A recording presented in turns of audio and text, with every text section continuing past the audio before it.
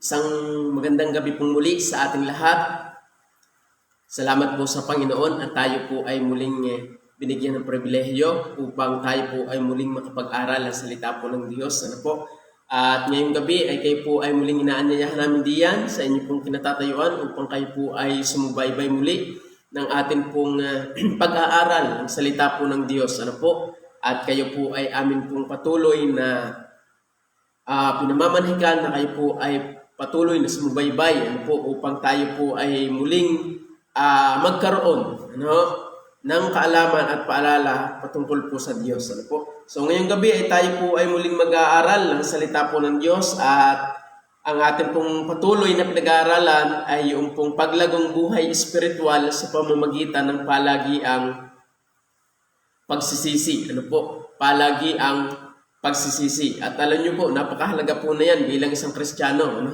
Tayo bilang isang mga mananampalataya ng Diyos ay huwag po nawang mawawala yung may pagsisising kalooban. Dahil ito po ang kumbaga po isa sa ginagamit ng paraan ng Diyos upang tayo po ay huwag mangalyo sa kasalanan. Upang tayo po ay maging sensitibo sa pangungusap ng Diyos sa ating pong buhay. So yun po, ngayong gabi ay tayo po ay muling mag-aaral at ang ating pong pag-aaralan ay sa Psalms, sa mga awit, mga awit, chapter 51, verse 2 and 3. Akin po munang babasahin, inyo pong subaybayan at pakinggan po diyan. Kung kayo po ay nanonood, ay inyo pong pakinggan. Sabi po ng talata sa verse 2 and 3, hugasan mo akong lubos sa aking mga kasamaan at linisin mo ako sa aking kasalanan. Sapagkat kinikilala ko ang aking mga pagsalangsang at ang aking kasalanan ay laging nasa harap ko. So yun po, yung sinasabi po ng talata. So tayo po muna yung manalangin. Tayo po yung pumikit. Aming Diyos, salamat po muli sa gabing ito. Sa muling biyaya ninyo sa aming mga buhay na kami po ay inyo pong pinairal pa at binuhay pa, O Diyos, upang lasapin ang inyo pong biyaya. At isa po sa biyaya na amin pong nalalasap ay yung amin pong napag-aaralan ang inyo pong salita. Kayo po, Panginoong Diyos. Salamat po sa gabing ito dahil kayo po ay hindi po nananawa sa aming mga buhay na kami po ay kahabagan at kaawaan, Panginoon Diyos. Nawa po, Panginoon, ay kayo po ang patuloy na magpala sa amin at patuloy na magawa po ang inyong pong kalooban. Pagpalaan niyo po nawa din ang bawat makikinig. Nawa po, Panginoon Diyos, ay kayo po ang mayamang magpaunawa sa kanila, Banal Espiritu. Nawa, O Diyos, ay inyo pong kausapin ang bawat makikinig upang kanila pong patuloy na maunawaan at patuloy na pakinggan ang inyong pong salita. Labas po sa inyong pong pagkilos ay hindi ko po kayang ipaunawa ang inyong pong mga kasulatan, Panginoon. At gamitin niyo po muli ang inyong abal lingkod upang ang inyong pong mayamang salita ay maipahayag ngayong gabi.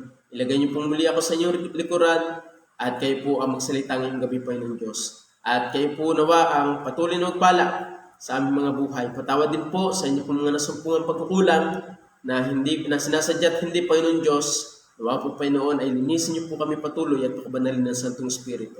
Samahan niyo po kami ngayong gabi. Ang lalang po ng kaaway ay inyong pong iwaksi. Hindi po siya nararapat sa aming pong pag-uusapan ngayong gabi ito, Panginoon. Salamat po. Ang lahat po nito ay amin pong samot dalangin sa pangalan ng Panginoon Jesus. Amen. Okay, so magandang gabi po sa atin lahat. At biyaya po ng Diyos na tayo po ay muling makakapag-aral ng salita po ng Diyos. Kayo po ba ay galak na muling mag-aral ng salita po ng Diyos? Dahil isa po sa kinatutuwaan, sabi nga, isa sa kinatutuwaan ng mga mananampalataya ng Diyos ay yung palaging makapakinig ng salita po ng Diyos. So kaya ngayong gabi ay kayo po ay matamang sumubaybay diyan sa atin pong dito po sa atin pong online Bible study at upang malaman po natin yung muli pong pinababatid ng Diyos sa ating mga katotohanan. So yan po. Sabi po nga dito, maraming aspeto ng ating buhay, pananampalataya ang lumalago kapag tayo ay palagi ang nagsisisi. So maraming aspeto ng buhay pananampalataya natin na kapag ang buhay po natin yung pag tayo po ay mayroong pagsisising kalooban, ay maraming aspeto ng ating buhay pananampalataya ang lumalago. Ano? Una po diyan yung iyong pagiging katapatan mo sa Diyos. Ano? So, imposible kasi na ikaw ay laging nagsisisi, yet sinungaling ka pa rin sa Diyos. Ano? So, maraming aspeto ng ating buhay na lumalago kapag tayo po ay palagi ang nagsisisi ng kasalanan sa harapan ng Diyos. Dahil, kumbaga ay hindi po tumitining yung mga nagagawa nating kasalanan na sa ating puso, na ito po yung dahilan kung bakit yung ating pong puso yung nangangalyo. Ano po? Nangangalyo. At minsan nagiging hindi na sensitibo doon sa kumbaga ay ginagawa nating kasalanan na ito ay masama at mabigat sa harapan ng Diyos. Ano mga minamahal? Kaya yan po yung nangyayari. At sabi nga, isa pang ating nangyayari sa atin pag tayo ay lagi ang sisisi at laging lumalapit sa Diyos, yung pagiging aktibo mo. Ano, sa iyong pananampalataya mo sa Diyos. Ano, imposible kasi na ikaw ay palagi ang nagsisisi, dahil palagi ka nagsisisi sa Diyos, ibig sabihin malapit ka sa Diyos. Ano, nagiging aktibo ka sa Diyos mismo at sa gawain niya. Ano? So, yan. Kaya nga sabi diyan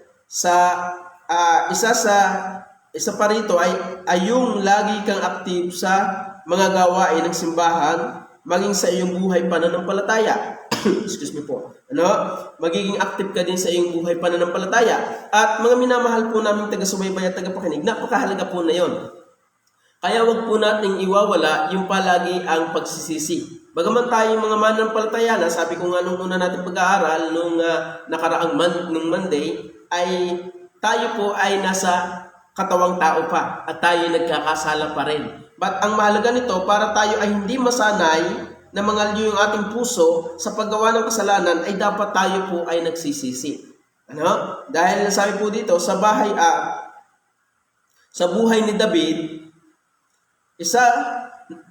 sa tagpo pong ito ng Psalms 55, sa buhay ni David,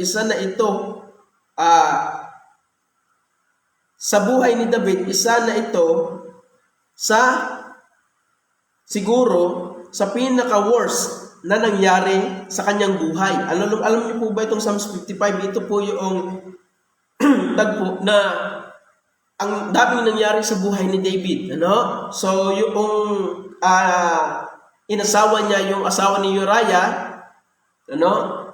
Tapos si Uriah po ay kanyang pinapatay, mga minamahal, dahil po doon sa kanyang asawang si Bathsheba. Ano? Ang asawa po ni Uriah ay si Bathsheba at kinuha pong asawa ni David si Bathsheba, mga minamahal. So din po ay ang daming nangyari sa buhay ni David na hanggang sa siya po ay kumbaga po ay bumagsak sa kasalanan, mga minamahal.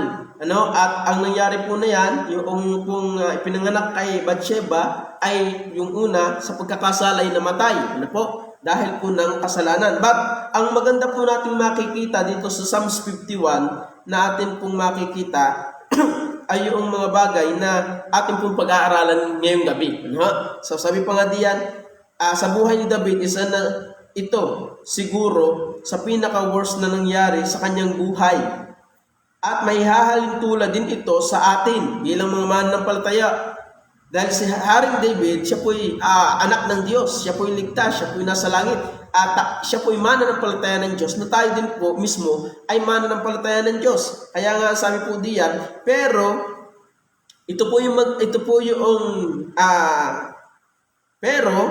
sa kabila ng siya'y bumagsak, hindi siya pinanghinaan ng loob na lumapit at dumaing muli sa Diyos. Yun po yung maganda kay David. Ano? So, bagaman si David po ay bumagsak, hindi ko yung COVID.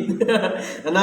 Bagaman po si David ay bumagsak, pero hindi po siya nahiya at pinanghinaan ng loob na lumapit muli sa Diyos, mga minamahal. Dahil karamihan kasi, ang nangyayari sa ating mga mananampalataya, pag tayo po ay nakakagawa ng kasalanan, ay hindi natin kayang harapin yung kasalanan na ating pong nagawa. Ano? At ang sukdulan po ng nangyayari ay tayo po'y lumalayo sa Diyos na yun po ay mali. Ano po? Kaya po tayo ay nawawala sa gawain dahil ang mali pong nangyayari sa atin, pag tayo po ay bumabagsak sa kasalanan, ay tayo po'y lumalayo sa Diyos na yun po ay sala. Ano? Na ang gusto po ng Diyos sa atin, bagaman tayo nabagsak, ang gusto po ng Diyos, muli kang lumapit sa Diyos. Ano? Muli kang lumapit sa Diyos at humingi ka ng tawad, parang pong si Haring David. Ano, mga minamahal, siya po ay talagang lingkod po ng Diyos. After, sabi nga, after God's own heart. Sabi mo ng talata. Kaya mga minamahal, ngayong gabi, ang pag-aaralan natin mga katotohanan, kung ano yung nangyari sa buhay ni David, nung siya bumagsak sa kasalanan, atin pong makikita yun sa kanyang buhay. Ano? Nung siya po ay tunay na nagsisi ng kanyang kasalanan, ng kanyang kasalanan at muling nanumbalik sa Diyos. Ano? So, yun po yung atin pong pag-aaralan ngayong gabi. So, ano yung nangyari? Ano yung na-develop? Ano? So, dahil hindi po maaari na tayo, bilang tayo po ay lumalapit sa Diyos at nare-recognize po natin yung ating kasalanan sa harapan ng Diyos, hindi po maaaring walang mangyayari. Kaya po, patuloy po kayo sumubaybay diyan at ating pong pag-aaralan ito. Ano? So, sabi po ng verse 1, maawa ka sa akin, O Diyos, ayon sa iyong kagandahang loob, ayon sa karamihan ng iyong malumanay na mga kaawaan, ay pinawi mo ang aking mga pagsalangsang. So, ano po yung makikita na katotohanan din sa tagpo po ng Psalms 51 verse 1, na sa buhay ni David ay ating pong makikita na de-develop, no? Bilang siya'y mananampalataya ng Diyos. Dahil hindi ho lahat po sa ating pong buhay, sabi ko nga, sa ating pong buhay pananampalataya, hindi po automatically na tayo bilang mga mananampalataya ng Diyos ay malago na tayo sa lahat ng aspeto ng ating buhay. Hindi po. Nandiyan po, marami pa pong aayusin sa ating buhay. Kaya wag po tayong umasa, hanggang matatagal sa pananampalataya may makikita pa rin tayong mali. But ang ating pong tingnan ay yung pong positibong aspeto sa ating buhay. Na nangyari po kay Haring David, na bagaman siya po ay nagkasala, yet ang kanyang buhay po ay na-develop pa rin. Sa buhay yung kanyang buhay pananampalataya. So, sabi po diyan sa verse 1, aking uling babasahin, maawa ka sa akin, O Diyos, ayon sa iyong kagandahang loob. Ayon sa karamihan ng iyong malumanay na mga kaawaan, ay pinawi mo ang aking mga pagsalangsang. So, ano yung makikita nating katotohanan diyan na sinasabi ng talata? May makikita po tayong katotohanan diyan. Sabi po diyan, ng aking nakita, it develops our humility to God. So, kapag tayo po pala ay sanay, sanay na lagi pong nagsisisi, ang ipinapakita po nito at nade-develop po sa ating buhay nito, yung ating humility. Sa harapan ng Diyos. It develops our humility to God. Kaya ang sabi po ng talata diyan, kung inyo pong makikita dito, hugasan mo akong verse 2, hugasan mo akong lubos sa aking mga kasamaan at linisin mo ako sa aking mga kasalanan. So, it develops our humility. Alam niyo po, kapag walang humble spirit sa ating buhay, kapag po tayo walang humble spirit, walang pagsisising kalooban, lagi po ang tingin mo sa iyong sarili mapagmataas. laging ang makikita mo sa iyong sarili, ikaw ay tama. Dahil wala yung humility, wala yung kababaan ng puso. Kaya sabi po ng verse 3, sapagkat kinikilala ko ang aking mga pagsalangsang. So walang pagkilala o walang recognition ng pagkakamali kapag hindi ka mababa. Bagaman si Haring David po ay king, kilalang kilala po siya, at siya po ay hari. Siya po yung tumalo kay Goliath.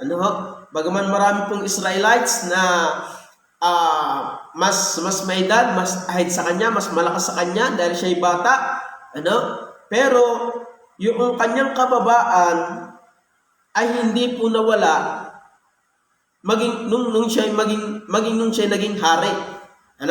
So ang ayong pong humility, ito po yung nade-develop. Sa paano paraan kapag nakikita mo sa iyong sarili na ikaw ay makasalanan at ang Diyos lamang ang mataas. Yun po yun. So sabi po diyan, hugasan mo akong lubos sa aking mga kasamaan. Dahil si David po ay nagkasala. Kaya siya po ay, sabi ng verse 5, maawa ka sa akin, O Diyos. Bakit siya nagmamakaawa? Anong nangyari? Dahil siya nga po ay nagkasala kay Bathsheba. At ang respond po niya, doon sa kanyang nagawang kasalanan, ay hindi po, kumbaga po ay pagmamataas, mga minamahal. Hindi po, kumbaga po ay laban, hindi po paglaban sa Diyos. Dahil makikita po natin dito sa mga talata na ating pong nabasa yung kababaan ng puso ni Haring David. Po? So, nung siya po'y bumagsak, dito po lalo siyang na-develop na wala akong magagawa kung wala ang Diyos. Develop our humility to God. Dahil, mga minamahal, pag tayo po ay mataas sa ating pong buhay, binabagsak po tayo ng Diyos.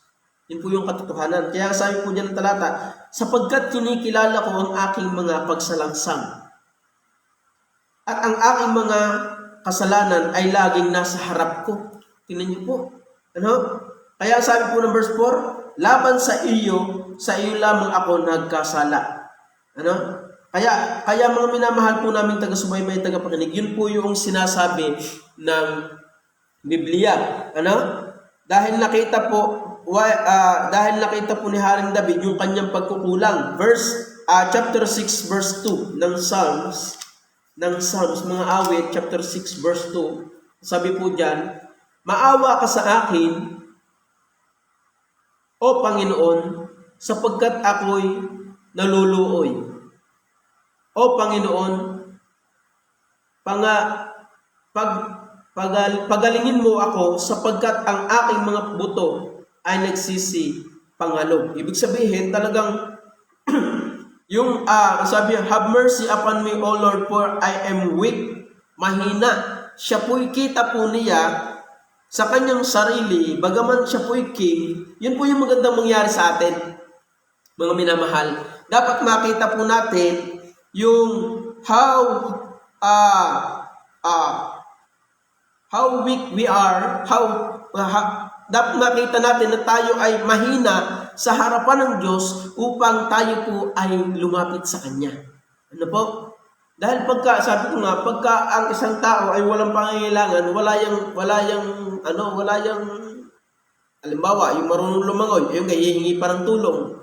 Yung marunong lumangoy, halimbawa, yung marunong umakyat ng Indian, dahil gusto ng Indian, marunong umakyat, yung hihingi pa ng tulong para ikuha siya ng Indian, hindi na po. So, ang humihingi po ng tulong ay yung kita niya sa kanyang sarili, yung weak, under po it's develop our humility. Bakit na-develop? Dahil kita niya ang reason why Haring David si Haring David ay mababa sa harapan ng Diyos, kita niya sa kanyang sarili na siya po ay wala, mahina. Kaya nga sabi po ng chapter 6 verse 2, have mercy upon me, O Lord, for I am weak. Mahina. Po? Kaya kung kita mo sa iyong sarili na ikaw ay niluluray ni Satanas at wala kang magagawa, dapat mas lalo po tayong makaawa at lumapit sa Diyos. Dahil maraming mga mananampalataya ng Diyos, kaya wala nang paglagong espiritual dahil wala nang paglapit sa Diyos. At isa sa ebidensya na tayo po ay lumalapit sa Diyos ay yung tayo po ay may pagpapakumbabang puso't nagsisisi sa pang-araw-araw nating buhay. Dahil hindi po tayo banal pa physically. Ang ating pong katawan ay lumalaban sa gusto ng Espiritu. Kaya yung gusto ng Espiritong gawin natin ay ayaw na gawin ng laman dahil nandito pa tayo sa laman. Ano? Kaya, paano nade-develop or makikita yung humility kapag kita natin sa ating sarili na tayo po'y mahina? Ano po? Walang magagawa. At kung ikaw naman na ng palataya ng Diyos ay mahina and yet hindi ka lumalapit sa Diyos, wala yung pagpapakumbabang puso. Wala yung pagpapakumbabang kalooban, mga minamahal. Kaya yan po yung dapat makita natin. It's develop our humility to God. Pag nakikita natin tayo mahina, pag tayo po ay makikita natin yung how worthless we are. Nasabi po ng Psalms 139 verse 39 verse 5. Nasabi po dito ng talata, Behold, thou hast made my day as a handbreadth, and my age is as nothing before thee. Yan, sabi po, narito gaya ng mga dangkal, ginawa mo ang aking mga kaarawan, at ang aking gulang ay tila wala sa harapan mo. So, pag nakikita po natin na ang talagang pag-asa natin, una weak, pandalawa yung worthless, yung tayo talagang wala. Ano? Ang buhay natin ay maikli lang eh. Kumpara sa Diyos na banal. Kumpara sa Diyos na walang hanggan. Ano?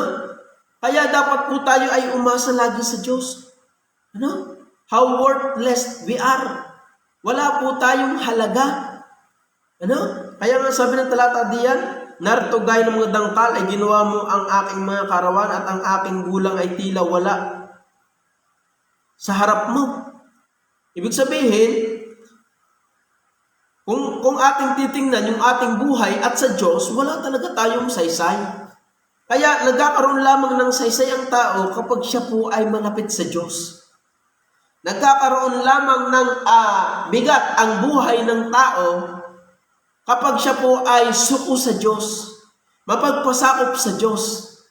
Ano? So, paano yung nangyayari kapag tayo po ay may pagsisising puso? Ito po yung ebidensya na tayo po ay nagpapakumbaba sa harapan ng Diyos. At kapag tayo po nagsisisi sa harapan ng Diyos, nade-develop yung ating humility sa harapan ng Diyos. Mga minamahal. Kaya, ang Diyos po, ang turo po ng Diyos sa atin, ako po yung nagbabasa ng Biblia, wala pong sinabi ang Biblia, ang salita ng Diyos, na ang tao ay magmataas sa kanyang sarili. Ano? Lagi pong ang description ng mga mananampalataya ng Diyos sa kanilang mga buhay, kahit sila'y sikat, sila po'y wala. Kung wala ang Diyos. Kaya kung tayo po naman, na mga mananampalataya ng Diyos, na naligtas, dapat po buhay po natin yung nagsisisi sa ating buhay. Dapat buhay po natin yun. At ito po'y nakakatulong sa atin sa paglago sa ating espiritualidad dahil nade-develop po yung kababaan natin sa harapan ng Diyos. Ano? Kaya ang makikita po natin dito po sa Psalms 51 yung nade-develop, ano? Nade-develop yung humility. Ano? Nung ang Haring David po, si Haring David po ay bumagsak, ang respond po niya sa Diyos, dahil alam po niya yung consequences na nangyari, ano? Na mamamatay yung kanyang anak, siya po'y nag-ayuno, ano? Ibig sabihin, kababaan, pag-ayo po ay ebidensya na siya po ay nagmamakaawa sa Diyos, nagpapakumbaba sa Diyos, at kinikilala niya yung kanyang kamalian. No? Kaso marami pong mga mananampalataya, kapag bumagsak sa kasalanan, kapag nakagawa ng kasalanan, ang ginagawang solusyon po na sa tingin nila'y tama ay yung paglayo sa Diyos. Na ito po'y mali sa harapan po ng Diyos. No? Kaya po dapat po makita natin yung respond ni David as a king. King po siya, but nirecognize niya yung kanyang pagkakamali sa Diyos at siya po yung nagpakumbaba. Ano? Nagsisi ng kanyang kasalanan. At dini po nade-develop yung humility. No? Yung kababaan sa Diyos. Ano, mga minamahal? Kaya yan po, ano pang makikita po natin dito? Yung wretchedness, pagkasawing palad, ano? Pagkahamak, ano? Siya po ay sawing palad dahil siya po ay nagkasala, siya po ay hamak. Ano? Sabi po ng verse, Psalms chapter 25, verse 16, yan po yung mga cross-reference na yan. 25 verse 16.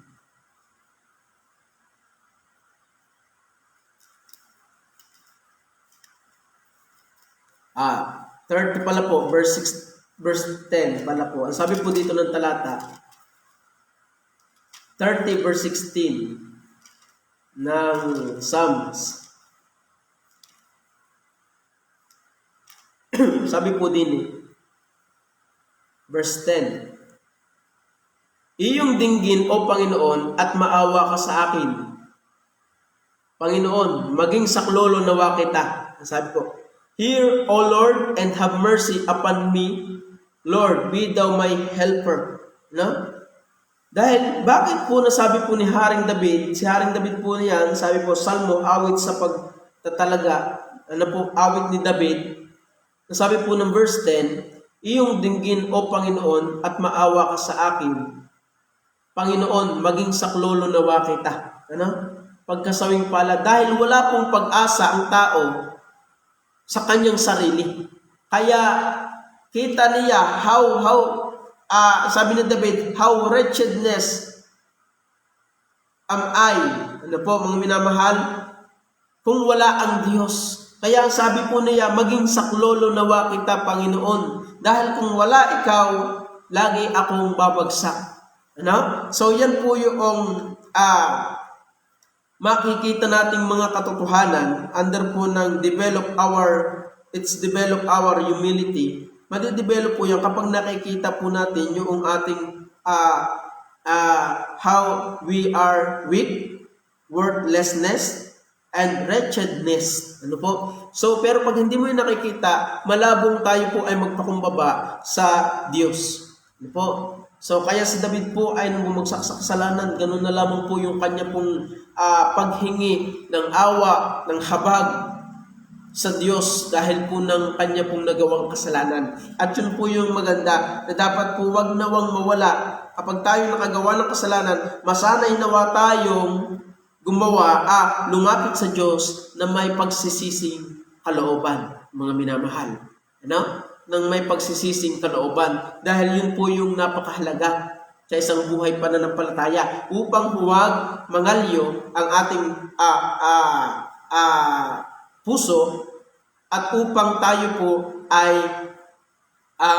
makapagpatuloy sa ating buhay pananampalataya at paglilingkod sa Diyos. Ano? Dahil isa sa nawawala sa buhay pananampalataya ng isang Kristiyano is yung pusong yung pong may pagsisising kalooban.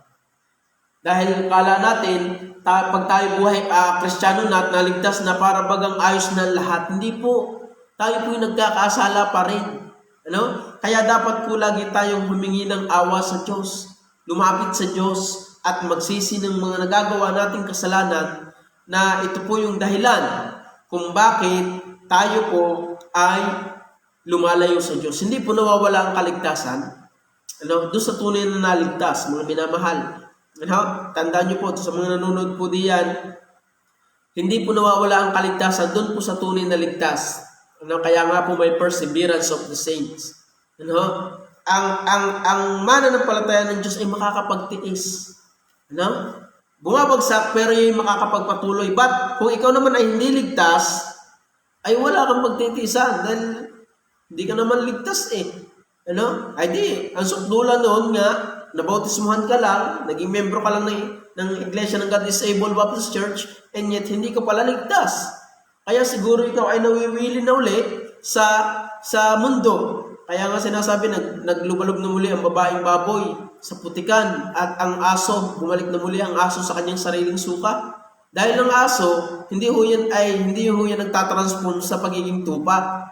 Maging ang baboy po ay hindi po nagtatransform sa pagiging tupa. Kung yan ay baboy, baboy po yan. Kung yan ay aso, aso po yan. Pero kung yan ay tupa, hindi po yan magtatransform sa pagiging aso kaya baboy. Tupa po yan. So kaya po ang kaligtasan doon sa mga tunay na naligtas ay hindi po nawawala. Doon sa tunay na naligtas ay ating pong nililinaw dahil baka ho gawin na naman huya ang dahilan ng mga kulto na ang Baptist daw naniniwala sa once saved always saved, hindi daw nawawala ang kaligtasan kaya ayos na lang gumawa ng kasalanan. No, hindi po yun. Ating pong nililinaw na kung tayo po'y mananampalataya ng Diyos na totoo, tayo po'y nagkakamali pero hindi na po natin yung buhay.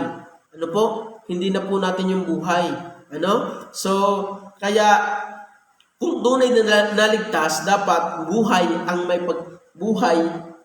natin yung may pagsisising kalooban sa harapan ng Diyos, mga minamahal. Kaya yun po yung sinasabi po ng atin pong pinag-aaralan. No? Pandalawa pong katotohanan na atin pong makikita dito po sa chapter na ito. Ang sabi po ng verse 1, maawa ka sa akin, O Diyos, ayon sa iyong kagandahang loob. Ayon sa karamihan ng iyong malumanay na mga kawaan ay pinawi mo ang aking mga pagsalangsang. Verse 4. Laban sa iyo lamang ako nagkasala at nakagawa ng kasamaan sa iyong paningin, upang ikaw ay aring ganap pag nagsasalita ka at maging malinis pag humuhukom ka. Verse 15. O Panginoon, bukhin mo ang aking mga labi at ang aking bibig ay magsasaysay ng iyong kapurihan. Number 4 po, na nade-develop kapag tayo po ay mayroong pagsisising kalooban, it's develop our honoring to God. Yung paggalang natin sa Diyos. Ano po, mga minamahal? Yung pong kasing pagsisisi, it means honor or reverence. Yung kasi pong pagsisisi sa harapan ng Diyos, kinikilala mo kung sino yung iyong pinagkasalanan. Kaya nga sabi po ng verse 4, laban sa iyo lamang ako nagkasala sa Diyos. So it develops our honoring to God. Ano po? Tingnan niyo po, pag kayo ay hindi lumalabag sa batas, inyo pong iginagalang ang batas. Ano? So, for example, pag kayo po ay hindi lumalabag sa batas, sa palatuntunan ng paaralan, iginagalang po mismo ninyo yung paaralan na nagbigay ng palatuntunan. Ano? So, ganoon din po, kapag tayo po ay, nagsisisi ng atin pong kalooban, kinikilala po natin tayo nagkakamali sa harapan ng Diyos, tayo po ay may pagsisising kalooban, it develop our honoring to God. Nade-develop yung ating pong paggalang. Ano? Paggalang sa harapan ng Diyos. Reverence to God. Ano? Kaya po yung mga nabubuhay po sa kasalanan, mga minamahal, hindi po na yung ginagalang ang Diyos. At wag niyo pong aasahan na meron po kayong pagsisisi. Wag po ninyong aasahan or wag pong aasahan ng mga mananampalatayang nabubuhay sa kasalanan na sila may pagsisising kalooban kung sila mismo ay hindi gumagalang sa Diyos. Ano? Ito po yung nakita ni David nung siya po nagkasala. Tingnan niyo po. Ang sabi po ng verse 4, laban sa iyo lamang ako nagkasala at nakagawa ng kasamaan sa iyong paningin, upang ikaw ay aring ganap pag nagsasalita ka at maging malinis pag humahatol ka. Yan po yung sabi. Kaya yung mga Kristiyano po na matigas ang ulo sa Diyos, hindi po na yan iginagalang ang Diyos. Oo, yun po yung totoo. At wala pong madedevelop na paggalang sa Diyos. Ano? Hindi po tayo lalago ng atin pong paggalang sa Diyos kung tayo po ay walang pagpapasakop sa Diyos. At isa sa ebidensya na tayo po ay nagpapasakop ay yung tayo po ay humihingi o lumalapit po palagi sa Diyos, humihingi ng tawad sa Diyos na may pagsisising kalooban. Yun po yung katotohanan. Kaya po doon sa mga mananampalataya, ako po naniniwala na nabubuhay ka sa kasalanan, and yet, nabubuhay tayo sa kasalanan, and yet, iginagalang po natin ang Diyos. Hindi po. Hindi po. Ayun po nagsisinungaling po kayo. Ano? Kaya sabi po dito ng talata, makikita po natin sa buhay ni David na didevelop po patuloy yung kanyang paggalang sa Diyos. Ano? Honoring God. Ano? Kaya nga sabi po diyan, verse 15, O Panginoon, O Lord, open thou my lips, and my mouth shall show forth thy praises. Ano? Yun po yung maganda. Kaya, mga minamahal po namin taga-subaybay, taga-pakinig, para po ma-develop yung ating pong paggalang sa Diyos. Isa sa kumbaga itinuturong paraan ng Diyos para ma-develop yan ay yung palagian po tayong nagsisisi sa ating buhay. Meron po tayong pagsisisi palaging kalooban. Yun po yung katotohanan na dapat nating malaman. Dahil pagka hindi po natin ito, inalap at pinakinggan, ay wala pong mangyayaring pagsisising kalooban. Wala po. No? Kaya nga po sabi dyan, maawa ka sa akin, O Diyos, ayon sa iyong kagandahang loob. Tingnan niyo po. Talagang yung nakagawa ng kasalanan, dapat ang tingin niya sa kanyang sarili bilang ang Diyos ay banal, siya po ay makita po niya yung kanyang kamalian, at ang balik po na yun sa harapan ng Diyos, ang Diyos lamang ang matuwid at dapat papurihan at luwalhatiin. Ano po? Hindi ikaw, hindi po tayo, hindi po yung ating sarili. Ano? Meron itong masama eh. Siya lang nagkamali, siya pa yung kumbaga may parang magaling, parang tama. Ano? Ay maninisip parang iba. Ano yan? Kaya naman ako nagkamali dahil yan eh. Yan. Ano? Yan po yung bunga ng kasalanan. Alaala niyo po si Adan at Eva. Ano? Noong sila po yung bumagsak sa kasalanan, sabi ng Diyos, Adan, Eva, nasaan kayo? Sabi ni Adan, nandito po kami sa likod ng punong kahoy nagtatago. Sabi ng Panginoon, bakit kayo nagtatago? Sabi ni Adan, sabi ng Panginoon, nakakain ba kayo ng bunga ng punong sinasabi ko sa inyo, huwag niyong kainin? Sabi po ni Adan, ay yung babaeng binigay mo, yung nagturuan na. Yan po yung bunga ng kasalanan. Sabi naman ng babae, yung ahas. Ano? Ay yung ahas, walang may ituro. Kumanta na lang. Ano? Ako ang nakikita, ako ang nasisisi, ako ang laging may kasalanan. Ano? Joke lang. Ano? So, ang bunga ng kasalanan sa buhay ng tao ay isa yung likas sa tao bilang makasalanan ay yung hahanap pa ng maituturo na siya naman ang dapat na siya naman ang nagkasala, ay siya dapat ang kumbaga tumanggap ng pagkakamali. Pero likas ng tao bilang makasalanan, hahanap pa yan, ano po, ng maituturo, na may isasama. Ano? Yan po yung bunga ng kasalanan. Kaya dapat makita po natin sa ating pong sarili, yung under po noong develop our humility to God, yung how weak we are, yung how worthless we are and how wretchedness we are, para ma-develop yung ating humility to God. Ano? Pandalawa, yung develop our honoring God. Ano? Madidevelop po yung ating pong paggalang sa Diyos kapag yung nakikita po natin palagi na tayo po'y makasalanan. Ano? Kaya mga minamahal po namin taga-subaybay, taga-pakinig, yan po yung sinasabi ng talata. Kaya sabi po dito sa verse 15, sabi po diyan, verse 15 niya ng Psalms 51,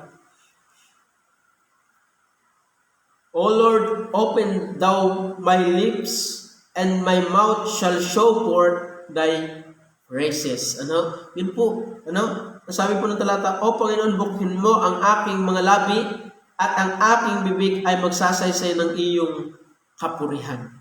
Ano? So yun po yung dapat na mangyari. Na ang nangyayari, hindi ho nangyayari.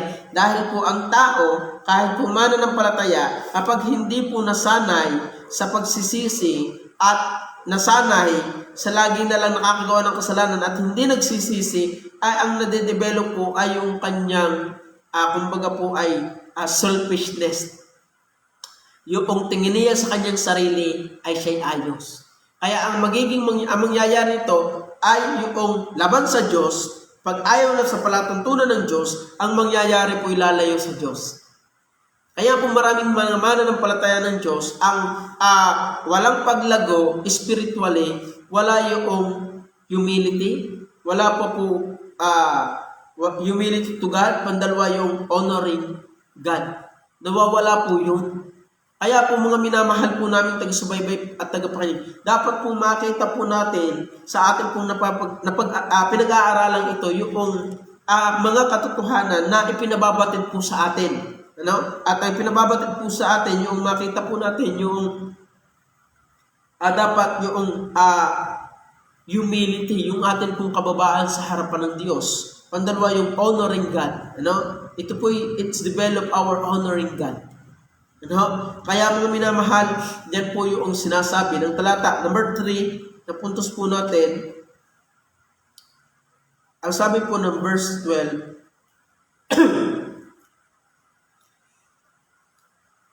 Restore unto me the joy of thy salvation. Mga minamahal, ano po yung makikita nating katotohanan dito? It's develop our happiness or gladness to God. Yung happiness, yung kagalakan natin sa Diyos. Alam niyo po, pagka tayo bagong mananampalataya, alam niyo po yung kainitan natin sa paglilingkod. Ano? Alam niyo yung init natin sa paglilingkod? At yung tayo masayang-masaya sa presensya ng Diyos na para bagang ayaw natin humiwalay sa Diyos. Pero minsan alam niyo po, ang nangyayari po, diyan nawawala po yung ating pong kasayahan sa Diyos. Bakit nawawala yung ating kasayahan sa Diyos? Because of sin. Dahil po ng kasalanan. At kapag tayo po itinuturuan ng Diyos na palagi ang magsisi, dahil pag tayo po'y nasanay sa kasalanan, sa paggawa ng kasalanan, ang nangyayari po dito ay tayo po'y nangangalyo, ang ating pong puso at yung ating pong kumbaga po ay relasyon sa Diyos ay nanglalamig at nanglalata, at yung ating pong kagalakan sa paglilingkod ay nawawala.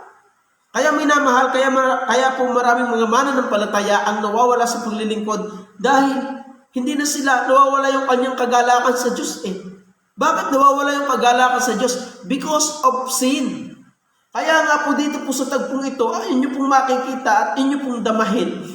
Na kaya sabi ni David, Restore unto me the joy of thy salvation. Hindi nawawala yung kaligtasan. Kaya nga sabi ni David, Restore unto me restore unto me the joy. Yung joy ang nawawala kapag ikaw ay nabubuhay sa kasalanan, kapag tayo po ay nabubuhay sa kasalanan, nawawala yung ating kagalakan sa Diyos. Kaya po marami pong mananampalataya kung saan galak, kung saan na nagalak, dahil nawawala na yung kanilang kagalakan sa Diyos. Dahil ng kasalanan. Bakit si Haring David ay humingi ng, sabi niya, restore unto me the joy of thy salvation. Yung joy. Bakit? Dahil siya nga po'y nagkasala doon. Siya po'y bumagsak kay Bathsheba. Siya po'y nangalun niya kay Bathsheba. Si Uriah po'y pinapatay niya. Ang sabi po ng tagpong ito po dito, ang sabi po diyan sabi po kay Joab, ni Haring David, Joab, iyong utusan kayo pumunta sa labanan at doon mo ilagay si Uriah sa pinakaunang bahagi ng bakbakan, doon sa pinakang talagang nagbabakbakan. At pagkatapos nung pag siya nasa ulo ng nagbabakbakan na, kayo'y umatras, iwanan ninyo si Uriah. At alam niyo po, si Uriah namatay. Ano po? At dumating po dito si Prophet Nathan. Nang sabi po ni Prophet Nathan, merong isang mayaman. Ano po? May mayaman. At marami siyang mga pag-aari. At marami siyang mga tupa. May maraming kordero. At merong mahirap na walang pag-aari kundi isang kordero lamang. Or yung isang tupa. Ngayon, may dumating sa mayaman na manglalakbay at ipinagkait sa kanya ang yaman. At kinuha ng mayaman yung nag-iisang pag-aari ng mahirap na iisang kordero at yun ang inihanda doon sa bisita ng mayaman na manlalakbay. Kaya sinabi ni Prophet Nathan, ano ang pasya mo, hari? Sana pakinggan mo. Sabi ni Haring David, dapat sa taong yun ang mamatay. Dahil kinuha niya yung pag-aari ng isang tao na isang kordero at ibinigay doon sa manglalakbay, dapat yung taong yun mamatay. Sabi ni Prophet Nathan, ikaw yung taong yun. Ikaw yung taong yun, pinatay mo si Uriah at kinuha mo yung kanyang asawa. Kaya po, nasulat po itong Psalms 55 nung ang sabi po ng talata diyan, have mercy upon me, O God. Ano? Kaya nawawala po yung kagalakan natin sa Diyos pagka tayo po ay nabubuhay sa kasalanan. Ano? Marami akong nakikita mga mananampalataya ng Diyos, masigalbo sa una, kung maglingkod sa Diyos ay para bagang hindi mapipigilan, habang nagtatagal ang paglilingkod sa Diyos, nung nakagawa ng kasalanan at bumagsak sa kasalanan, nawawala ang kagalakan sa Diyos at ang dulo ay nawawala sa paglilingkod sa Diyos. Kaya ang sabi po ni Haring David, restore unto me the joy of thy salvation. Kaya po sabi ng verse 8, make me to hear joy and gladness, that the bones which thou hast broken may rejoice. Dahil ang lasa po ni Haring David, siya po yung nabalian ng buto. Masama naman nga pag kayo nababalian ng buto, di ka? So yung kanya nagawang kasalanan ay para pong ganon. Kaya ang sabi po niya, pagparingan mo ako ng kagalakan at kasayahan. Make me to hear joy and gladness. Upang, sabi po ng talata, upang ang mga buto na iyong binali ay mga galak. Tingnan niyo po. Kaya, maaari at malaki ang porsyento na ikaw bilang isang mananampalataya ng Diyos ay mawala sa paglilingkod at lumayo sa paglilingkod kung wala po tayong humility. Ano po? Pangalawa, nawawala din po yung ating paggalang sa Diyos, honoring God, at yung happiness. No? Na ito po, pag ating pong ginagawa, yung pagsisisi, nade-develop po yung ating humility sa harapan ng Diyos. Nade-develop po yun. It's develop our humility to God. Hindi mo napapansin, pero maraming makakapansin at mismong yung iyong action mismo ang nagpapakita ng iyong kababaan sa harapan ng Diyos. Kaya nga yung pagsisisi, mahirap yung gawin eh. Kaya po inuutusan tayo ng Diyos para tayo lumago sa buhay pananampalataya, buhay spiritual, ay huwag po natin kakalimutan yung may palagi ang pagsisising kalooban. Dahil dito po nadidevelop our humility to God, yung ating, it's develop our honoring to God. Number 3, it's develop our happiness to God. Ano yun po it's develop our happiness to God, ayun po yung nawawala eh. Kaya dapat po ay lagi po tayong nagsisisi. Mga minamahal? Dahil po yung kagalakan sa Diyos, pag tayo po nakakagawa ng kasalanan, minsan po ay nawawala. Kaya po yan po yung mga katotohanan. At number 4 po, na makikita po natin, sabi po diyan sa verse 2-3, hugasan mo akong lubos sa aking mga kasamaan at linisin mo ako sa aking mga kasalanan, sapagkat kinikilala ko ang aking mga pagsalangsang at ang aking kasalanan ay laging nasa harap ko. So anong makikita diyan na katotohanan? So verse 3, for I acknowledge my transgression and my sin is ever before me. It's developed our honesty to God. Yung ating katapatan sa Diyos. So, imposible naman na ikaw ay pag nagsisisi ng kalooban, magsisinungaling ka pa rin. Minsan nga tayo hindi ko yung naranasan yung magkumpisal sa pare. Pero nung ako po ay bata pa rin naman ho ngayon. Pero nung ako huy bata pa, ako ay grade 6 noon. Ako po ay umattend ng sagip sa Couples for Christ ba yun? Meron akong inatidang sagip. Mga kabataan po, sinasama nila sa isang kumbaga ay campsite. Tapos meron po kaming pagagawa doon sa aming sari-sari o kung ano-ano. Pero related pa rin po doon sa religion, mga ganyan, etc. Pang sabay sa Biblia. So, isa sa pinagawa sa amin doon ay yung ikukumpisal namin doon sa aming naging mentor, yung aming mga kasalanan. Mahirap niyang gawin. Kaya yung tayo po magsisisi sa harapan ng Diyos, alangan naman tayo magloko pa sa Diyos. Nade-develop po dito yung ating katapatan sa Diyos. Nung ako po ay, doon na nga, sa madalit sabi, nandun na nga ako kami sa pagtatapat. Yung sinabi ko lang, yung mga mild kong kasalanan, yung mga ako po'y sumasagot sa magulang, ako po ay sa school ay nagkakating classes, ako po ay naliban. Pero yung mga mabibigat kong kasalanan na mga pagnanakaw ay nakakahiya doon sa tao. Pero ang Diyos, He is all-knowing God. At kapag ikay nagsinungaling, hindi, ikay nagkakasala pa rin. So, kaya yung pagsisising puso, pagsisising kalooban, ay imposible namang nagsisisi ka, and yet nagsisinungaling ka pa rin. Kaya po nadidevelop yung ating katapatan sa Diyos. It's develop our honesty to God. Kaya sabi po ng talata, verse 3, sapagkat kinikilala ko ang aking mga pagsalangsang at ang aking kasalanan ay laging nasa harap ko.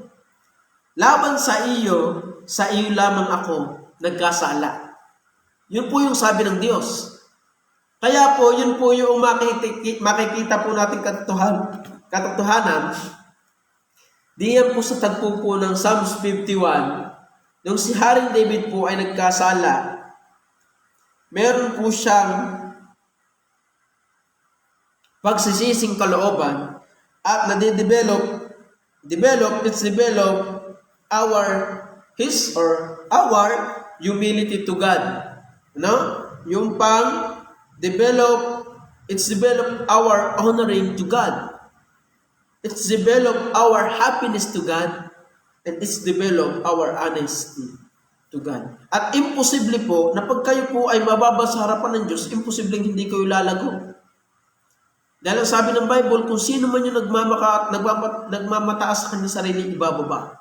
At ang nagpapakababa ay itataas. So, ibig sabihin, yung pong mababang puso, yung may mababang puso sa harapan ng Diyos, at may pagsisising kalooban sa harapan ng Diyos, ito po yung itinataas ng Diyos.